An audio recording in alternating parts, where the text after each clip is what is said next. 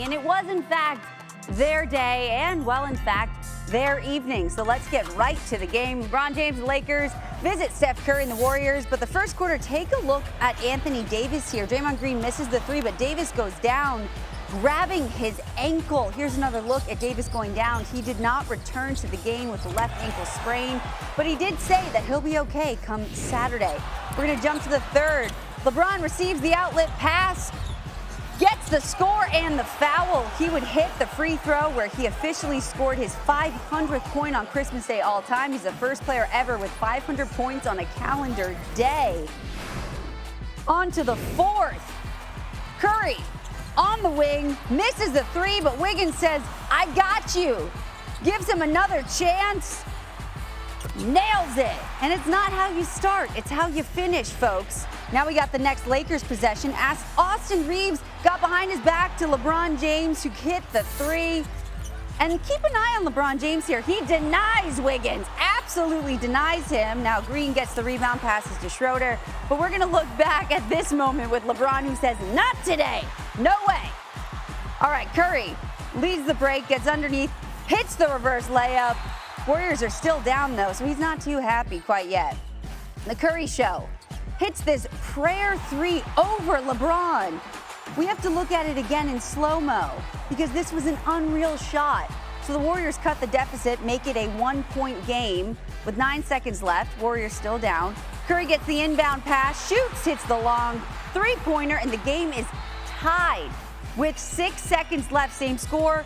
The ball comes to Reeves, and he's driving in, unapologetically gets up the layup. But Steph says, "Give me the ball.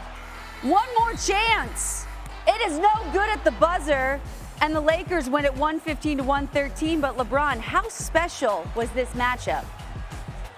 For us, we don't know how many times we're going to be able to have this matchup. We don't know how many times we're going to be able to step on the floor.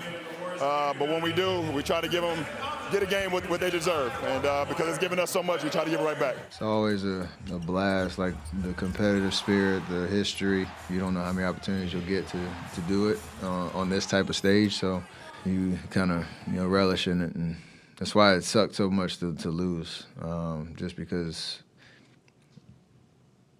these are kind of those moments that matter a little bit more. You know what also matters is the fact that Christmas Day brought us another classic duel between LeBron James and Steph Curry, because last night was the 9th time in 52 career meetings, including the playoffs, that both James and Curry scored 30 or more points. The only active players that have done it more often against each other are Kevin Durant and LeBron, and Durant against Giannis Antetokounmpo. Nice present for the Lakers on Christmas Day. Let's welcome in Bobby Marks. Bobby, are the Lakers at a now or never point this season? I do, Justin. I think just where they are with their schedule, certainly they're playing their best basketball right now, 5-1 in their last 6 games. They've got to refresh LeBron James. But when you look at their schedule and where they are today, 6th place in the Western Conference, 9 out of their next 11 games are at home.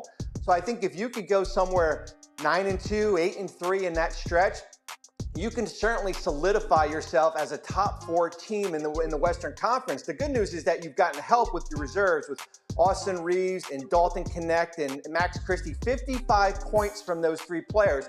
But as you said, the AD injury, that's certainly something to keep an eye on with that ankle there. Lakers right now 6th in the Western Conference standings. As for the Warriors, they continue to go through this rough patch, Bobby. It's time running out for Golden State to maximize this opportunity that they have with Steph Curry near the top of his game. I do. I think the window to potentially win a championship in Golden State is suddenly closing here. And I think when you look at Golden State, 3-11 in their last 14 games, they are barely hanging on for that 10th seed, a half game ahead of San Antonio here. And here's another team with their schedule. 6 out of their next 7 games are home. So you've got to make up some ground here as far as what's coming down the pike here. And I think the window for Curry is going to be a lot reliant on what happens with GM Mike Dunleavy Jr., their GM, as far as what they can do to kind of strengthen this roster with the February 6th trade deadline, roughly about 5 weeks away. Bobby, appreciate the time as always. Hope you had a good Christmas. Thank you. You too. The Suns with Jolly St. Nick. The Nuggets blew out the Suns on Monday, but Phoenix had some more fight in them. First quarter, Russell Westbrook with the bounce pass to the Joker, who takes it in for the layup plus the foul. Taking a look at this behind-the-back pass, and Denver now trails only by 3. But he's like, come on, man, why are you gonna do that? All right, we got Kevin Durant now with the behind-the-back jumper for 2. He's gonna go on to have 27, so he's just like, I'm just getting started here. Early in the third quarter, the Joker just casually, easily sinks 3, trying to fix something, apparently, just warm it up over here. Then we got Durant with the pull-up jumper. Now the game is tied 64-64 midway through the third. Ryan Dunn gets the alley-oop dunk. I've always wanted to dunk. Less than 30 seconds left in the third. Westbrook gets the steal, loses control. Josh Okogie gets the steal, seals it in, takes it for the slam. Now in the fourth, it's the Bradley Beal show over here. So Beal sinks, steps back the jumper right here. It's good. And then we're just going to keep it rolling because he's like, I know I got this. Beal again with another driving layup. He's like, yeah, that's good. That's solid. Suns go up by 9. And just over 5 to play. Suns now up by double digits. Beal once more. Backdoor cut for the layup. He'd have 27 on the night. And the Suns go on to win at 110-100. And Suns get the dub. Much needed dub after what happened on Monday. We'll get you that Fisher Price rim so you could dunk.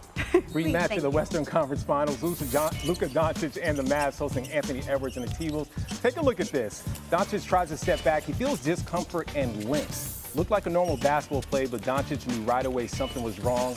He limps into the locker room, does not come back in the game. What the Mavs will call a left calf strain. T-Wolves up 57-40 at half. Third quarter action, 7 minutes to go. Okay, Julius Randle up top to Rudy Gobert, lead up for 20 for the T-Wolves. Edwards, you getting freaky out there. On Kyrie. T-Wolves 90-68 after 3. Don't do it like that. Right there. Later, Uncle Drew said, I got you too. Kyrie Irving, coast to coast, Mavs down by 16. 9 minutes left in the fourth. Klay Thompson, splash throw alert. Mavs gaining momentum, now trail by 12 under 4 minutes. Uncle Drew, lefty and 1. Kyrie finishes with 39, once down 28. Mavs now down 6. But Randle, he does, sometimes you just got to throw it up and you get a prayer and it goes in. Randle, 23 points, 10 rebounds, 8 assists. Edwards, though. The bank is open. Even on Christmas, T-Wolves lead 101-96. Next Mavs possession, Derek Lively gives it back to Thompson. Too much space. Cold-blooded. Mavs down by 2 now. Next Mavs possession. This looks really similar to the shot that he made in the NBA Finals, but unable to get it to go. Kyrie Irving does not give them the lead. Still down by 2. Next T-Wolves possession, Edwards. Silencer. Game blouses. Talk your ish. T-Wolves win 105-99. Edwards finishes with 26. Another eventful one over here. Fresh off of being ejected in the last game, Joel Embiid and the Sixers on the road facing the reigning champs. It got eventful for Embiid. Take a look. He was shooting near the sideline. He appeared to get caught up in the security rope. Yikes. He grabbed his right ankle but was able to start the game. Let's jump to the second. Tyrese Maxey splits the defense, throws it down with the left. He's going upstairs to extend the lead to 7. The Sixers keep it rolling. Paul George behind the back pass, finds Embiid, knocks down the wide open 3. The Celtics trailed by as many as 16 points, their largest deficit at home this season. And Jason Tatum just wants to change that. So he's just going to say, you know what, I need to knock down that 3. And Tatum just continues to create some space. And he drains another triple. Back-to-back 3s for Tatum, putting in the work. Under 10 seconds left, Sixers up by 5. Embiid gets it from the top.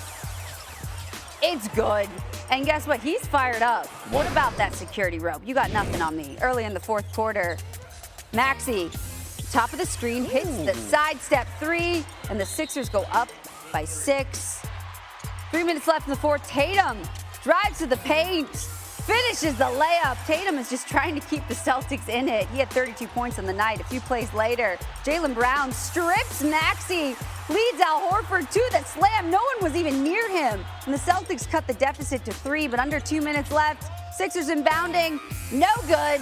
That happened so quickly. Embiid's like, sorry guys, we had to win. We had to win it over here. But the trio of George, Maxey, and Embiid have all played a total of 102 minutes together. Sixers win at 118-114. So the world's most famous arena, Victor Wembanyama and the Spurs taking on the Knicks. There's nothing Wemby can't do. Look at this, way back, parking lot pimping. Spurs take a 2-point lead. Couple possessions later, Spurs up by 7. Chris Paul pulls up from 3. Guess who? Wemby there for the rebound. Spurs extend the lead to 9. Under 15 seconds remaining, Paul finds Wemby, and yep, he's going to make another 3. Listen to this, 24 points, 11 rebounds, 4 triples at halftime. To the third quarter, Mikal Bridges starting to heat up. Missed shot there from Miles McBride. Bridges, cleanup duty, fadeaway, and 1. He makes a free throw. Knicks tie the game up. Couple possessions later, Jalen Brunson finds a trailing Bridges. Too much space. Knicks up 88-83 going into the fourth. Early fourth quarter, Wemby give-and-go action. Yeah, you got to get a man on him. That's too easy. He's too tall for that. Spurs up 3. Couple possessions later, Wemby way back. Come on, put a hand up. Wemby has third most points in a Christmas Day debut in NBA history. 42 points, 18 rebounds, 6 3-pointers, and 4 blocks. About 7 minutes to go. You can't leave this guy open. Come on. Mikal Bridges coming over from Brooklyn Knicks, only down 5, a great steal in that trade. Later in the fourth, Knicks down 1. Bridges works the screen, the midi, Knicks take a lead by 1, and then the silencer. Bridges, he finished with 41 points and 6 triples. Knicks go on to win 117-114.